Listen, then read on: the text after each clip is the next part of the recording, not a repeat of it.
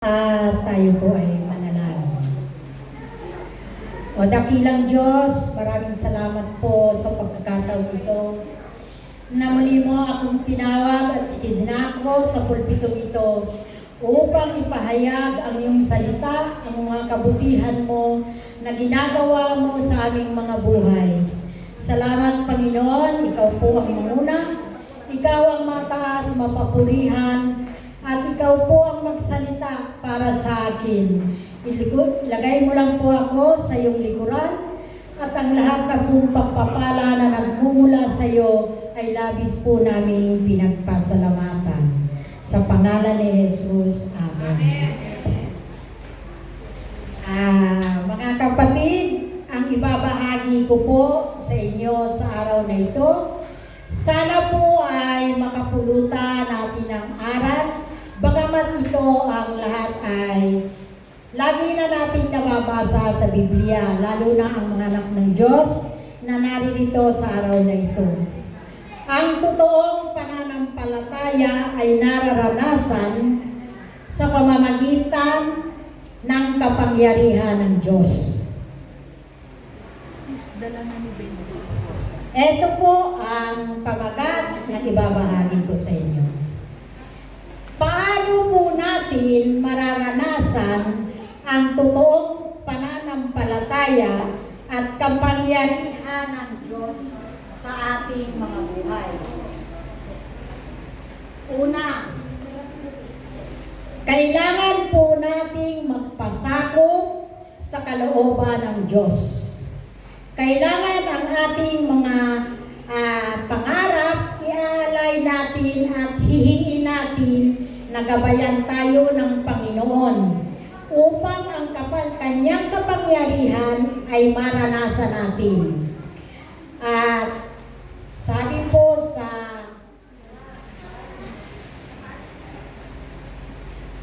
Philippians 4:6-7, sa verse 6 po ang sabi, huwag kayong mabalisa tungkol sa anumang bagay. Sa halip ay hingin ninyo sa Diyos ang lahat ng inyong kailangan sa pamamagitan ng panalangin may pasasalamat. Sa verse 7 po, ang di malirip na kapayapaan ng Diyos ang mag-iingat sa inyong puso at pag-iisip sa pamamagitan ni Kristo Jesus. Dito po, sa mga salitang ito, ay bago tayo hihingi o mananalangin, kailangan po ay mag-humble muna yung ating mga puso sa Kanya upang ang Kanyang kapangyarihan ay marinig natin kung ano talaga ba ang kalooban ng Diyos para sa atin. Dahil sa lahat ng bagay na ating hinihiling o hinihingi sa Diyos, ay mas mainam po na hindi pa natin ito natatanggap, ay nagpapasalamat na tayo at masasabi natin natanggap na natin ito.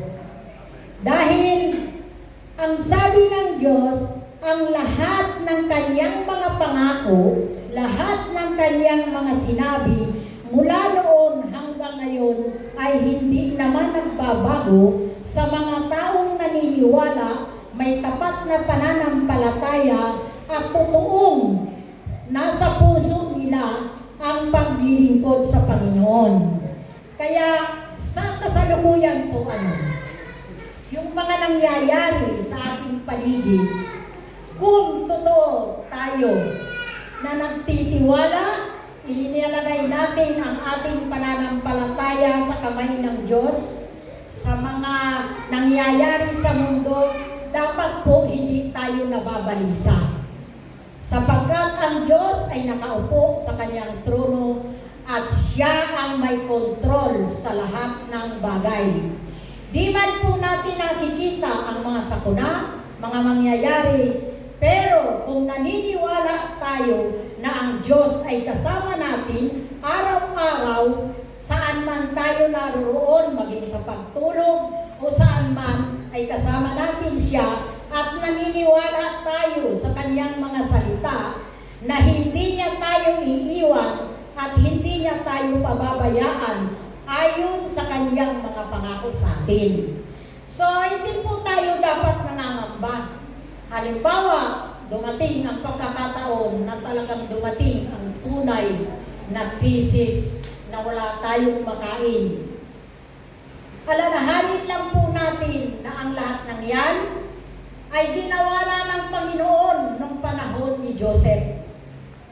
Si Joseph ginamit ng Panginoon sa Ehipto upang pakainin ang lahat ng mga tao na nangangailangan ng pagkain. Pero, ang sabi po ng Panginoon ay kailangan tayong maging humble.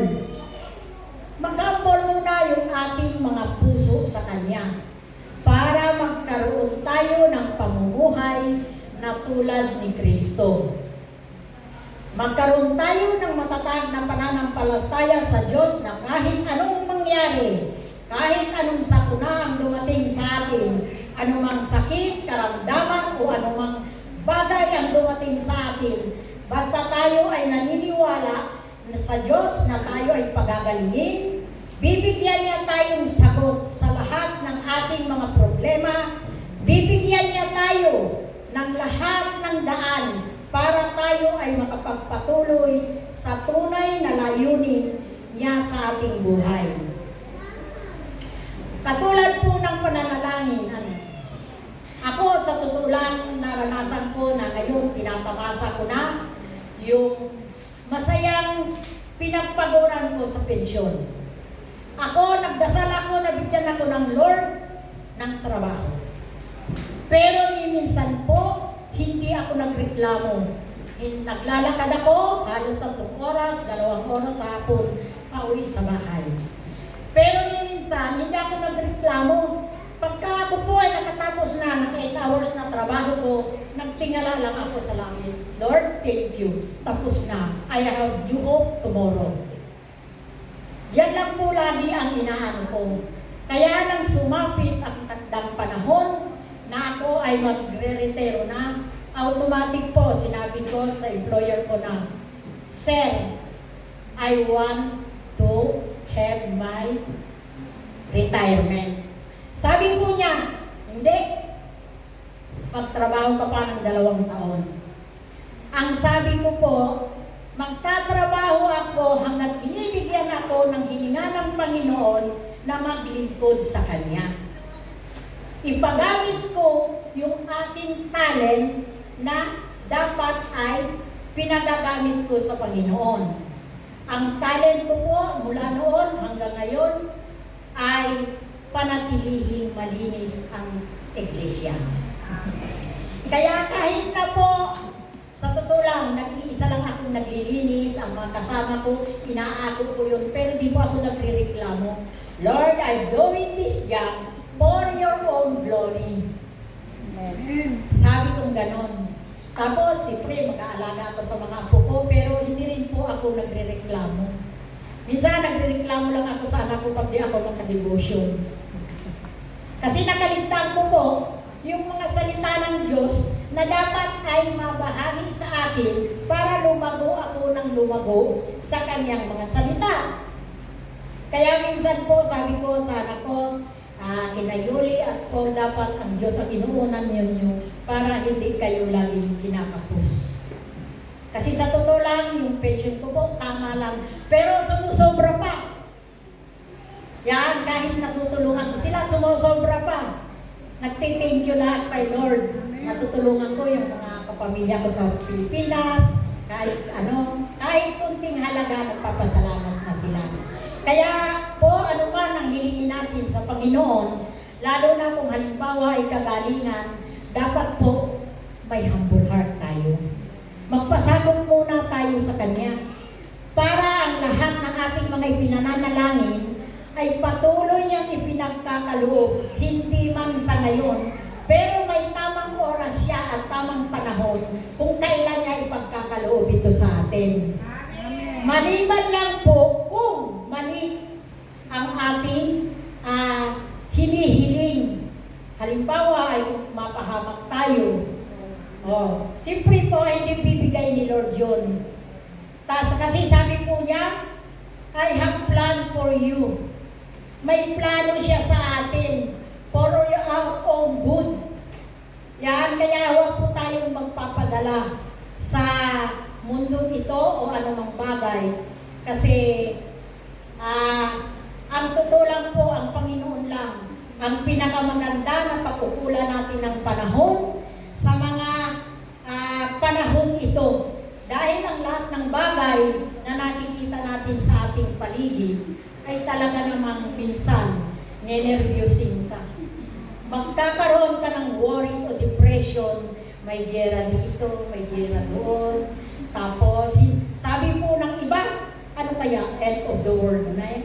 Sabi ko naman sa kanila, pag may nakakausap ako, huwag kayong matakot. Ang importante, meron kayong matatag na pananampalataya at kilala ninyo ang Diyos yung sinasamba, sigurado kayo na hindi kayo mapapahamak. Yan ang ating, sabi ko, yan ang ating tatandaan. Kaya, mga kapatid, sa mga nangyayari po na sa kasalukuyan, huwag po tayong matakot.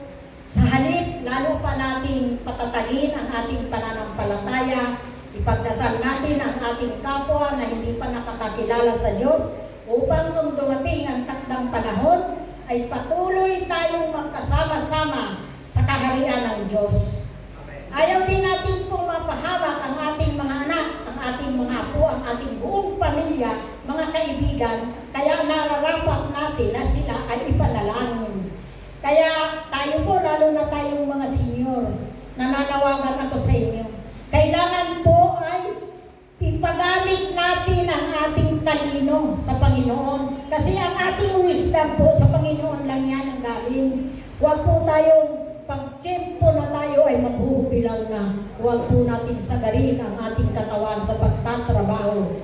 Bigyan natin pahinga. Ibigay natin ang nalalabi natin araw at panahon. Sa Panginoon, maglingkod tayo. Kasi sabi ni Lord, kaya ka naririto sa mundo ito, na hindi pa kita kinukuha, ay meron pa akong purpose sa iyong buhay. Yun po ang dapat nating gawin. Magtulong po tayo sa ating mga pastor.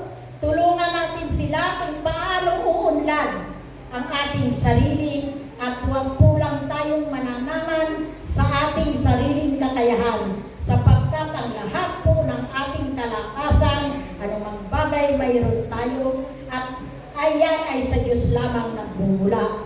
Kaya ang lahat po ng ating mga hinihiling ay sasagutin ng Diyos kung tayo ay tapat na mananampalataya. Unang-una ay nagpapasakop tayo sa Kanyang kagustuhan. Sabi po niya, kung meron tayong mga kailangan, tumawag lang tayo. Tayo sasagutin. Kung may mga problema tayo, konsultahin natin siya. Kung meron tayong mga dinadanas na mga bagay na hindi natin inaakala o sinasadya, humingi po tayo ng tulong sa Panginoon. Hindi po kung minsan pagka wala tayong trabaho, magpapapray tayo kay pastor. Hindi naman po masama na magpapray tayo, kaya lang po hanggat maaari, kapag may trabaho na tayo, hilingin natin sa Lord na i-convict ang ating mga amo para pag Sunday, ay sama-sama po tayo naririto, nagpupuri. Kaya po tayo naririto ay upang magpuri sa Panginoon, special na araw ang Sunday para sa Kanya, at ibigay natin ang ating pasasalamat na tayo ay malakas pa, ginising pa sa umaga, binigyan tayo ng lakas, binigyan tayo ng good memory para hindi natin nakakalimutan na Sunday ay service na naman pala. Kaya, mga kapatid, ako po ay nananalangin sa bawat isa sa atin na sana lahat tayo ay maging matapat sa ating pananampalataya. Dahil ang kanyang mga pangako sa atin ay hindi po ito kumukupas at hindi nagbabago kailanman. At idinadalangin ko rin po sa oras na ito yung ating kapatid na lahat po ng aming mga panalangin, Panginoon, ay sinagot mo na. At tulungan mo kami sa kanyang kalakasan sa panibagong pagkakataon na ibinigay mo sa kanya. Sa pangalan ni Jesus. Amen.